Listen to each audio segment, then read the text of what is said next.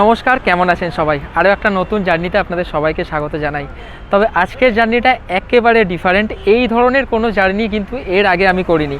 আচ্ছা, বাস এবং ট্রেন জার্নির মধ্যে আমি সবসময় আপনাদের সাথে প্রেফার করি বা সবসময় বলে থাকি যে ট্রেন জার্নি সবসময় বেশি কমফোর্টেবল, কিন্তু বাস জার্নিও এখন বেশ কমফোর্টেবল হয়ে উঠেছে। কারণ ট্রেনে গেলে একটা জিনিসের আমাদের প্রবলেম হয় না, সেটা হচ্ছে টয়লেট। আর বাসেতে যদি টয়লেট থাকে তাহলে তো কোনো সমস্যারই কথা নয়, তাই না? তার উপর যদি 9600 মাল্টি এক্সেল ভলভো হয় তাহলে তো কোনো কথাই নয়। আজকে ঠিক তেমনই একটা বাসে জার্নি করব। হ্যাঁ, ঘড়িতে এখন সময় রাত 11:20 এবং আমি রয়েছি ধর্মতলায়। আমার ঠিক পেছনে রয়েছে পিয়ারলেস হোটেল এবং তার অপোজিট সাইডে রয়েছে মেট্রোর 8 নম্বর গেট। সেখানেই দাঁড়িয়ে রয়েছিলাম। বাস আমাদের চলে এসেছে এই যে রায়পুর ক্রুজারের। চলুন বাসের ভিতরে যাওয়া যাক, কীরকম কী সিটিং পজিশান রয়েছে এবং বিশেষ করে বাই টয়লেটটা কীরকম কী রয়েছে এবং সম্পূর্ণ জার্নির এক্সপিরিয়েন্স দীঘা পর্যন্ত আপনাদের সাথে শেয়ার করব। চলুন। এই বাস প্রত্যেক দিন রাত 11:30টায় ধর্মতলা পিয়ারলেস হোটেলের ঠিক উল্টো দিকে মেট্রোর 8 নম্বর গেটের সামনে থেকে ছাড়ে। এই বাসের টিকিটের মূল্য 400 টাকা। আপনারা অনলাইনে এর টিকিট পেয়ে যাবেন। আর এখানে কিন্তু লাগেজ স্পেস রয়েছে, যেখানে আপনারা ট্রলি বড় থাকলে আপনারা রেখে দিতে পারবেন। এই হচ্ছে এন্ট্রি। চলুন ভিতরে প্রবেশ করি। প্রবেশ করে প্রথমেই কিন্তু আমাদের আজকের পাইলট কেবিন দাদা আছে এখানে। নমস্কার দাদা। আর এই বাসটা তো পুরোটাই সিটিং 2x2। এই দিকে রয়েছে দুটো এবং এই দিকে দুটো। চলুন, একদম সামনের ফ্রন্ট সিট আমাদের। অনলাইন টিকিট কেটেছি এই যে 1A এবং 1B, কারণ আমরা এই দৃশ্যটা এখান থেকে উপভোগ করতে করতে জার্নি করব। আচ্ছা, দরজা থেকে প্রবেশ করেই প্রথমে রয়েছে সিসিটিভি। তারপরে এই যে ভিতরে সোজা লম্বা করিডোর দিয়ে দুই পাশে রয়েছে 2x2 সিট। এই রয়েছে সিটের কিছুটা কন্ডিশন, রায়পুরের ব্র্যান্ডিং করা। তাছাড়াও রয়েছে এখানে চার্জিং প্লাগ পয়েন্টস, ওয়াটার বোতল রাখার জায়গা। তাছাড়াও এনাদের যে অনবোর্ড ক্যাটারিং রয়েছে, এই রয়েছে তার মেনু। আপনারা এখানে বসেই কিন্তু খাবার দাবার অর্ডার করে খেতে পারবেন, তার জন্যই হচ্ছে এই মেনু। পুরীতে এখন সময় 11:39। বাস ধর্মতলা থেকে রওনা দিল দীঘার উদ্দেশ্যে। আর এই বাসে কিন্তু আপনারা ফ্রি ওয়াইফাই পেয়ে যাবেন। তো অনবোর্ড ক্যাটারিং তো রয়েছে, আরও কী কী সুবিধা রয়েছে সমস্ত কিছু যেতে যেতে আপনাদের সাথে কথা হবে। চলুন, এই রয়েছে সিট, একেবারে উইন্ডো সিট।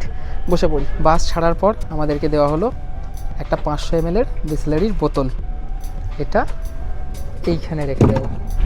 ঘড়িতে সময় একদম 0:00, মানে পাক্কা 12টা বাজে। আর এখন আমরা চলে এলাম আমাদের দ্বিতীয় বোর্ডিং পয়েন্ট বেলেপোল।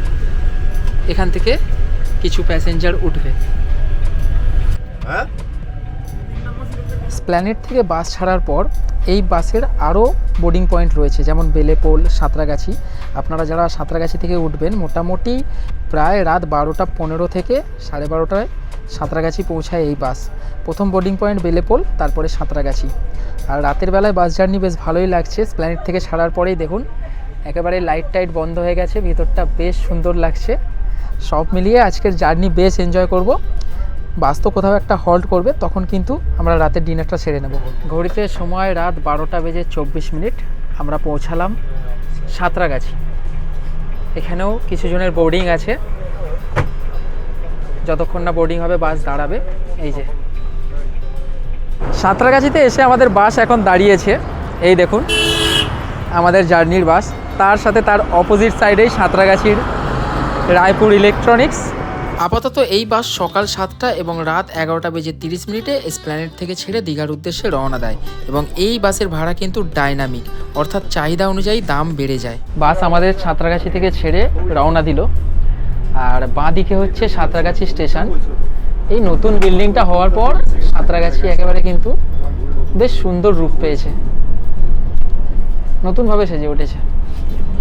যেহেতু রায়পুর ক্রুজারের এই 9600 মাল্টি এক্সেল বাসটা সেমি স্লিপার, সিটটা কিন্তু বেশ অনেকটাই রিক্লাইন হয়েছে। দেখুন অনেকটা, এই আমার পাশের সিটটা দেখলে বুঝতে পারবেন। অর্থাৎ যদি রাত্রির গাড়ি, অবশ্যই যদি ঘুম পায় আরাম করে এইভাবে কিন্তু ঘুমিয়ে নিতে পারবো।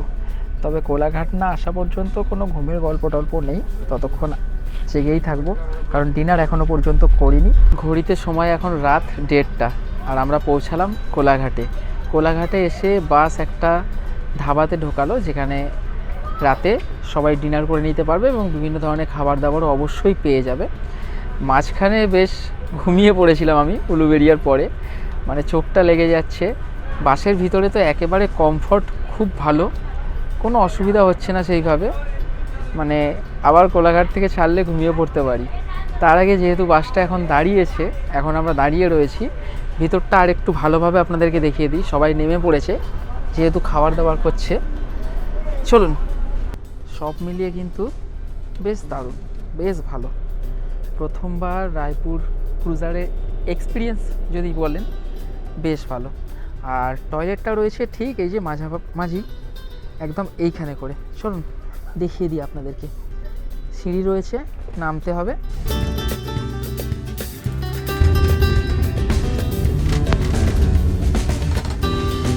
সিটের পাশে এখানে চার্জিং প্লাগ পয়েন্ট তো রয়েছে, আপনাদেরকে দেখিয়েছি। তার সাথে আর একটা ভালো জিনিস রয়েছে, দেখুন একদম যেখানে হ্যান্ড রেস্টার রয়েছে, এই যে হ্যান্ড রেস্টার, সেখানে রয়েছে কিন্তু টাইপ সি পোর্ট এবং ইউএসবি পোর্ট, অর্থাৎ এইখানেও চার্জ দিতে পারবেন। এই জিনিসটা আমার বেশ ভালো লাগলো।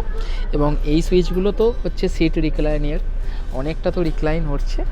আর এই হচ্ছে ভিতরে। কোলাঘাটের আগে যেখানে আমাদের বাস দাঁড়িয়েছে সেই হোটেলের নাম হচ্ছে fresh food hotel and restaurant. এই হচ্ছে ভিতরটা। শোন ভিতরে যাই।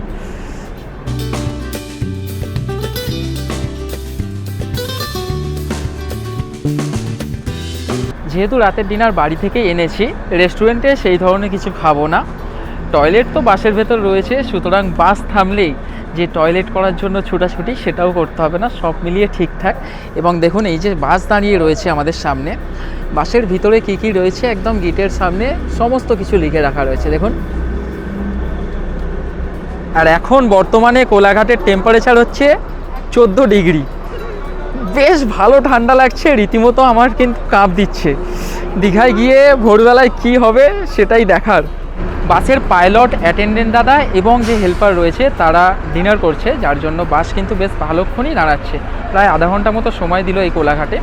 আমরা এবারে রওনা দেব দীঘার উদ্দেশ্যে। বাসে উঠেই চলুন ডিনারটা সেরে ফেলি আগে। আচ্ছা, বাড়ি থেকে রাতের ডিনার এনেছি বলছিলাম, বাবা বানিয়ে দিয়েছে তড়কা, তার সাথে এখানে রয়েছে রুটি, জমিয়ে খাওয়া যাবে। চলুন সেরে ফেলা যাক। এই ট্রিপে আমার সঙ্গী ছিল বং লোভিয়ানা ইউটিউব চ্যানেলের হোস্ট বিধান সাহা। ডিনার সারার পর বাস হোটেল থেকে বেরিয়ে রওনা দেয় দীঘার উদ্দেশ্যে। তবে মাঝখানে আর কোনো স্টপেজ নেই। বেশ আরামদায়ক জার্নি, তাই ভাবলাম এই কার্টেনটা টেনে একটুখানি শুয়ে পড়ি। বেশ শুয়েও পড়েছিলাম। একেবারে ভোর 4:30 সময় দেখি আমরা পার করছি দীঘার গেট।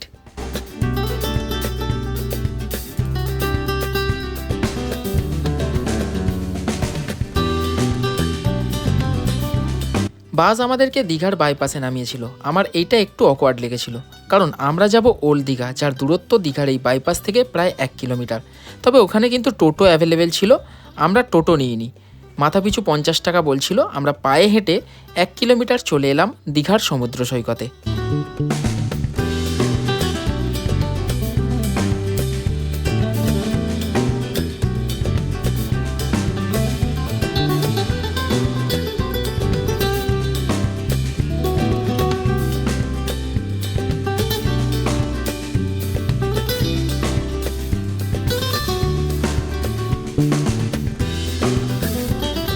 বাসে করে যারা নিউ দীঘাতে আসবেন তাদের জন্য আমার মনে হয় বেস্ট, কারণ বেশিরভাগ বাসই দেখলাম বাইপাস থেকে ঘুরে নিউ দীঘার দিকে চলে যাচ্ছে।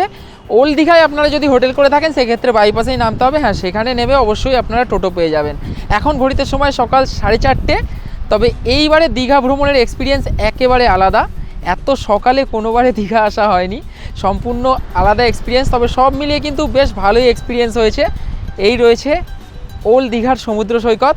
তাছাড়া ওল্ড দীঘা সমুদ্র সৈকতের সামনে একেবারে সুন্দরভাবে সেজে উঠেছে, যেহেতু সামনেই 25শে ডিসেম্বর আসছে তার জন্য।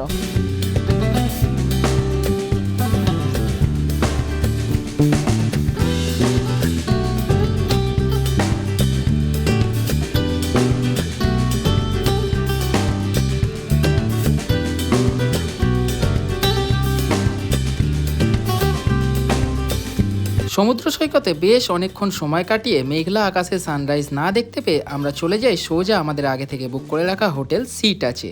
এই হোটেলটার লোকেশন একদম প্রাইম জায়গায়, ঠিক ওল্ড দীঘার সমুদ্র সৈকতে যে রাস্তাটা ঢুকছে তার একদমই উল্টো দিকে হচ্ছে হোটেল সি টাচ।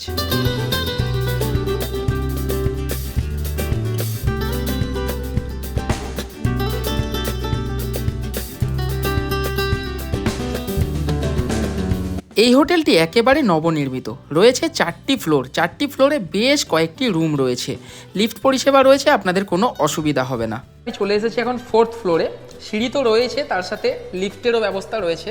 আর দেখুন ওপরে উঠে লম্বা করিডোর, দুপাশে রয়েছে বিভিন্ন রুমগুলো। তো এখানে দুটো রুম ফাঁকা রয়েছে, চলুন দুটোর মধ্যে প্রথম যে রুমটা আপনাদেরকে দেখাবো সেটা হচ্ছে 405 নম্বর রুম। তার আগে দেখিয়ে দিই, প্রত্যেক ফ্লোরে কিন্তু সিসিটিভি এবং ওয়াইফাই আপনারা পেয়ে যাবেন, সেটা নিয়ে সমস্যা হবে না। চলুন রুমের ভেতর প্রবেশ করি।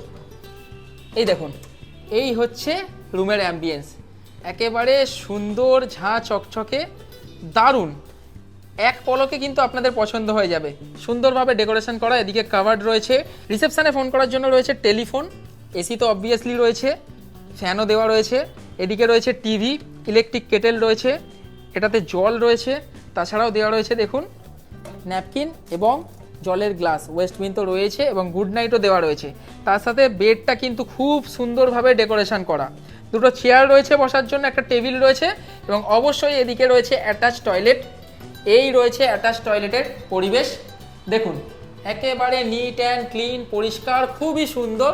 অবশ্যই প্রত্যেক রুমের গিজার রয়েছে, এসি রয়েছে, এগুলো আলাদা করে বলার কিছু নেই, এবং টিভি তো পেয়েই যাবেন, সাথে ফ্রি ওয়াইফাই। চলুন এই রুমটার আর একটা বিশেষত্ব আপনাদেরকে দেখাই। এই দেখুন, এই ব্যালকনি থেকে বেরোলেই আপনারা পেয়ে যাবেন বাইরের কিছুটা এই ধরনের ভিউ। এটা হচ্ছে ওল্ড দীঘার রাস্তা, ওই রাস্তা দিয়ে সোজা চলে গেলেই ওল্ড দীঘা সমুদ্র সৈকত, এবং এইখান দিয়ে দেখা যাচ্ছে দেখুন সমুদ্র। হোটেলে চেক ইন করে একটু ফ্রেশ হয়ে আমরা চলে যাই ওল্ড দীঘা সমুদ্র সৈকতে। তারপরে ওল্ড দীঘা সমুদ্র সৈকতের কাছ থেকেই একটা বাইক রেন্টাল শপ থেকে আমরা স্কুটি রেন্ট করে সারাদিন সাইট সিন করেছিলাম, সেই ভিডিওটা এর পরের পর্বে আসবে। সারাদিন সুন্দরভাবে সাইট সিন করার পর আমরা হোটেলে ফিরে আসি এবং সোজা চলে যাই এই হোটেলের নিজেদের রেস্টুরেন্ট পেটুকের আস্তানাতে।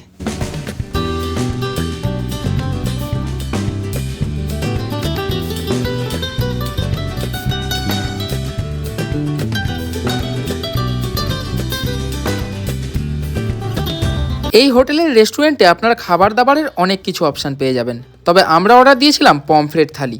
পমফ্রেট থালির দাম ছিল মাত্র 250 টাকা। তবে এই হোটেলে খাবার দাবার দেওয়া হয় কাঁসার থালা ও বাটিতে, এবং খাবার দাবারের কোয়ালিটি সত্যি বেশ উন্নত মানের, আমরা বেশ ইমপ্রেস হয়েছিলাম।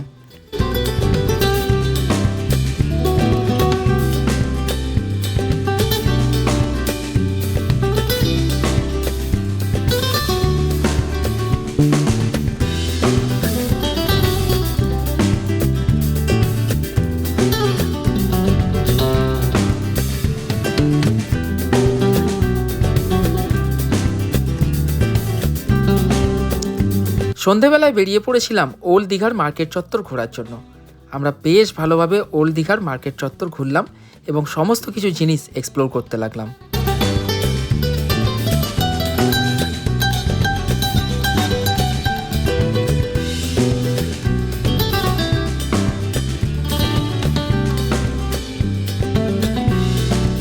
মার্কেট চত্বর ঘোরাঘুরি করার পর আমরা হোটেলে ফিরে এলাম, এবং হোটেলে ফিরে এসে দেখি একদম সুন্দর আলোকসজ্জায় সেজে উঠেছে হোটেল সি টাচ।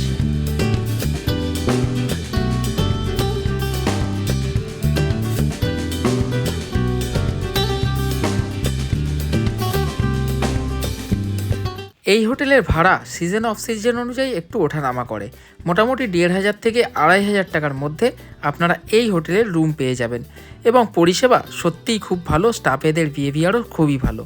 তবে একটা বিশেষ কারণে আমাদেরকে ওই দিন রাতেই রিটার্ন করতে হয় কলকাতা। তবে এই সারা দিনটা আমরা কিন্তু বেশ ঘুরে কাটিয়েছিলাম। ঘোরাঘুরির ভিডিওটা তো এর পরের ভিডিওতে আসবেই। এই হোটেলের সম্পর্কিত সমস্ত তথ্য আমি ডেসক্রিপশান বক্সে দিয়ে রাখলাম, এবং বুকিং নাম্বারগুলোও দিয়ে রাখলাম, আপনারা ফোন করে বুকিং করতে পারেন। বন্ধুরা, এই ভিডিওটা আপনাদের কেমন লাগলো অবশ্যই কমেন্ট করে জানাবেন। চ্যানেলে প্রথমবার হলে চ্যানেলটাকে সাবস্ক্রাইব করে পাশে থাকবেন। দেখা হচ্ছে পরের ভিডিওতে, ততক্ষণের জন্য সবাই ভালো থাকবেন এবং সুস্থ থাকবেন।